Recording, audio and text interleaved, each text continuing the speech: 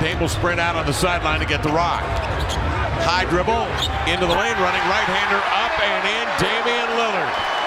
With that runner, 71 points, a career high. 22 of 37, 13 of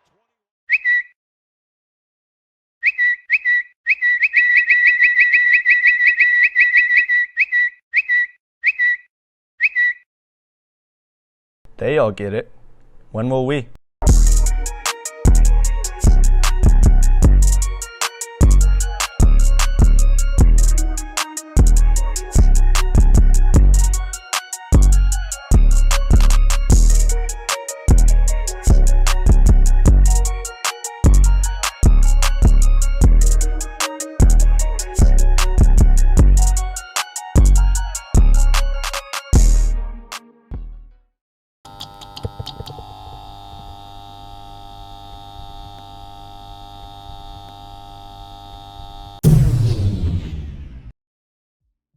Basketball fans as a collective have become so invested in star players winning championships that it now changes narratives on how good players are.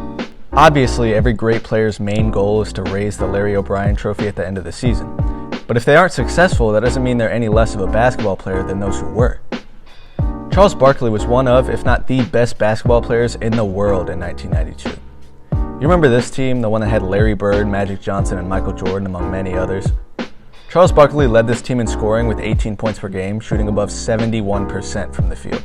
But because he wasn't able to beat a team with two of the greatest players ever, you are scoffed at whenever somebody makes an argument for Barkley being an all-time great. Wilt Chamberlain led everyone in the 1964 NBA Finals in minutes played, points scored, and rebounds. But he was playing against 8 Hall of Famers, and he only had one on his team in a rookie Nate Thurmond who only averaged 7 points per game that year. And before you say those Celtics only got into the Hall of Fame because they played with Bill Russell, Russell had the 4th most points on his own team that season. Ever since the league began, NBA players have been discredited for the lack of a championship victory, when in reality there are many external reasons out of that player's control that can affect their chances. And now this is happening to Damian Lillard. Damian Lillard has always been overlooked. As an 8-year-old, Damian Lillard was a 6-play player on his Pee Wee football team. This means that Lillard only played the number of plays that was forced by league rules. After entering high school as a 5'5" freshman, due to a lack of playing time, he had to transfer schools twice before catching on with Oakland High School. After averaging 22 and 5 as a senior, Lillard was looked at as a good but not great prospect by scouts and didn't receive much attention from Power 5 schools. When he joined Weber State of the Big Sky Men's Basketball Conference, it didn't get much better. Before returning to his 4th year at the school, he was considered to be a 2nd-round pick by CBS Sports. Then he finished 2nd in the nation in scoring and got picked up 6th overall in the 2012 NBA draft. Since entering the league, he is the 3rd leading scorer in the entire NBA, and it still hasn't gotten better for Lillard. Whether it be for the lack of accomplishments or overall team success, the zero on Lillard's back becomes a target for heaps of negativity whenever his name is brought up. And it starts to make people genuinely believe that Damian Lillard is not that good of a basketball player in the first place. Newsflash, he is. Since the turn of the calendar year, Damian Lillard is leading the league in points, game score, and is 2nd in box plus minus. So where is he at in the MVP ladder? Let's go check. Let's see, we got Jokic, Giannis, Embiid, yeah, Tatum, Luka, these all make sense, but where is he? Oh, come on, Julius Randle. Alright, there he is in the honorable mentions list alongside guys like Bam Adebayo. I mean, I get it, the stretch I said was only 25 games of the season, but never in the 76-year history of the NBA has someone had 900 points, 100 assists, and 100 rebounds with his level of efficiency in that amount of games. We've literally never seen his level of play, and he is still somehow flying under the radar. Part of this can be attributed to the fact that the Blazers are currently under 500 at 29 and 31, but it isn't all his fault. Win shares is a stat that estimates the amount of wins that a single player contributes to his team. Damian Lillard is 4th in the league in this metric. So were the team around him better, he would be on one of the best teams in the league.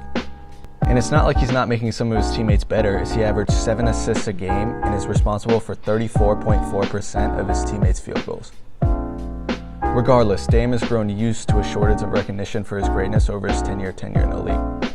Despite being one of the best players in the NBA since the second he stepped foot on an NBA floor, he has less career MVP votes than his own head coach Chauncey Billups did in his career. He also has less All-NBA first-team selections than Jim Pollard, who never averaged more than 15 points per game in a season. That is ridiculous. I get it, he had to sit and watch Steph Curry and James Harden change the way the game is played as we know it, but all the man does is score. I hope you guys understand by now that Dame is good, but I'm going to take it a step further. Damian Lillard is the most underappreciated scorer of all time. Now that might sound crazy, but it really isn't. Among active players, Lillard is 12th in career points, having far less games played than everyone else ahead of him at 758. The next player down the list with less games played is Giannis at 704. Let's imagine Damian Lillard decided to stop playing basketball today. For Giannis, the former two-time MVP, to catch the pace Lillard has scored at since the beginning of his career, he would have to score 60 points per game over his next 54 contests. So now let's imagine Giannis turns into prime Wilt Chamberlain, replicating the best 54-game stretch of his career. He would still need 367 more points. So where does Dame rank all time as of right now? I'm glad you asked. This is a table of the 100 best scorers in the history of the NBA. On the x-axis is total points, and on the y-axis is total games played. Up here, of course, you see guys like Bron, Kareem, and Karl Malone. And while Lillard's not at this level yet, he is currently 62nd, and he is already an outlier on a chart like this. I'll give you guys a guess as to which star Lillard is. He's this one. And here is Scottie Pippen, Isaiah Thomas, Tracy McGrady, Magic Johnson, and Steve Nash. He has less games played than anybody on the entire list, but he somehow finds himself more than a third of the way up it. In fact, you see this little gap that opens up in the middle? Damian Lillard being below this line actually puts him in the top 20% of per game scorers on this graph, alongside guys like KD, Wilt, Shaq, as well as the usuals. This is good, but we can do better, as some guys like Shaq, Kareem, and Wilt that have already retired face steep drop-offs towards the end of their careers that can hurt their per game averages. Of the top 20 scorers in the history of the game, Damian Lillard ranks right in the middle in 11th in terms of points scored in the first 758 games of their careers. And he is still ahead of guys like Kobe, Dirk, and Tim Duncan. Oh my God, Wilt was good. But what is almost more impressive than Lillard's point totals is his efficiency. Usage rate is a stat that measures how often teams use a certain player by calculating how many of that team's possessions are used by that player. Here is a graph that shows every guard to ever play at least 700 games in the NBA and has reachable accounts of usage rate. True shooting percentage is a stat that measures a player's efficiency by individually taking into account the amount of each kind of shot taken. Guys in this section were probably just and not shooting so much. These guys had to shoot a lot, and their shooting percentages suffered a little bit from it. And these guys were the specialists that probably should have shot more.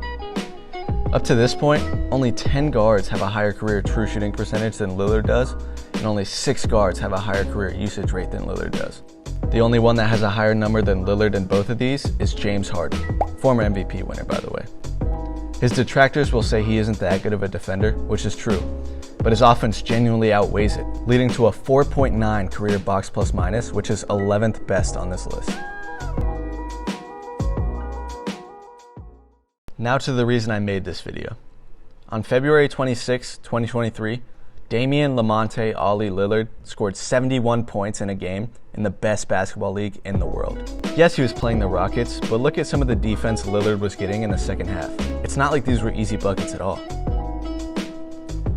And to those who will complain he was stat padding, more than half of his point total came in the first half, and he only slowed down a tick in the third to get his teammates involved. Anybody that's watched the NBA over the past few years knows that Lillard is prone to go berserk every now and again. He is not more than a month removed from scoring 60 earlier this year. While I've already mentioned how good of a scorer Dame is, there is more to the game than putting the ball in the basket. We can use the statistic game score to help show all the ways that a player has impacted the game.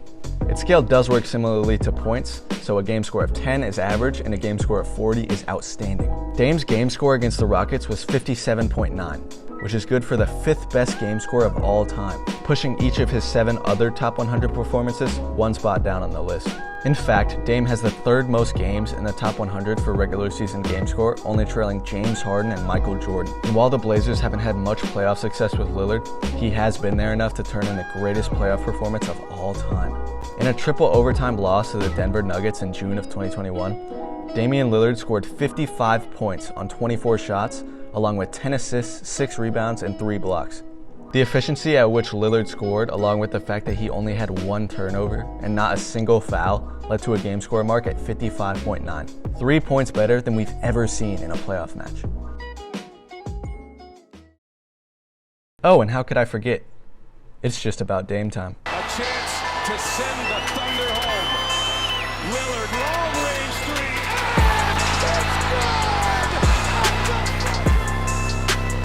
It's Lillard. He got the shot off. Lillard. This is for the win. Lillard for the win. Goal! The clock runs out, but Damian Lillard has done it again, and again. I've been thinking on how I want to end this video, and I want to revisit the MVP thing real quick. MVP, most valuable player, the player that brings the most value to their team. This is hard to quantify as advanced metrics haven't been perfected to figure this out. You can see this in the fact that some of these stats from the latter half of the 2010s have guys like Clint Capella and Rudy Gobert at the lead. So how am I going to find this out? I'm going to take Damian Lillard away from the Trailblazers. No, I'm not going to kidnap the man. I'm just going to pretend that he doesn't exist, go to a few games that he played in, and find out whether the outcome changes. But I can't just remove his shots, as those were still Blazers offensive possessions, they were just ended by Damian Lillard. So I took into account the probability of each ending to a possession not caused by Damian Lillard. Of all non-Lillard possessions this year, the Blazers shoot a 2 47% of the time, shoot a 3 30% of the time, turn the ball over 13% of the time, and shoot free throws 10% of the time. So for every Dame possession, I will go to a random number generator and get the outcome from there. If needed, I will then use the number generator again to factor in their shooting percentages from 2, 3, and the free throw line. The only problem I can think of with this formula is that many of the shots made by Blazers players are actually set up by the attention defenses put on Lillard as well as his passing ability. I decided to counteract this by not allowing the Blazers to offensive rebound, as their offensive rebound percentage is still less than Dame's assist percentage. So let's see what games we're going to pick out. Out of the 60 games they've played so far, I wanted a game versus a good team, a game versus a bad team, a game where they won, and a game where they lost. So I chose their games against the Nuggets and Spurs, their win against the Jazz, and their loss against the Magic. And of course, Dame's 71-point game. I'll be right back.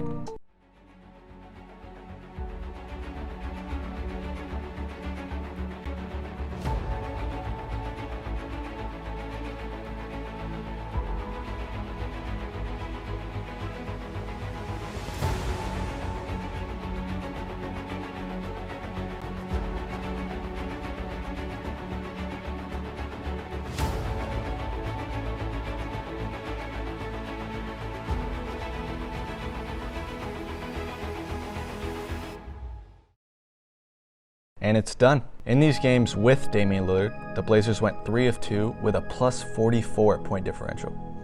Without him, the Blazers go 1 and 4 with a negative 45 point differential. An 89 point swing in just a 5-game stretch means that Dame contributes 18 points above the average Blazer per game. If that's not valuable, I don't know what is.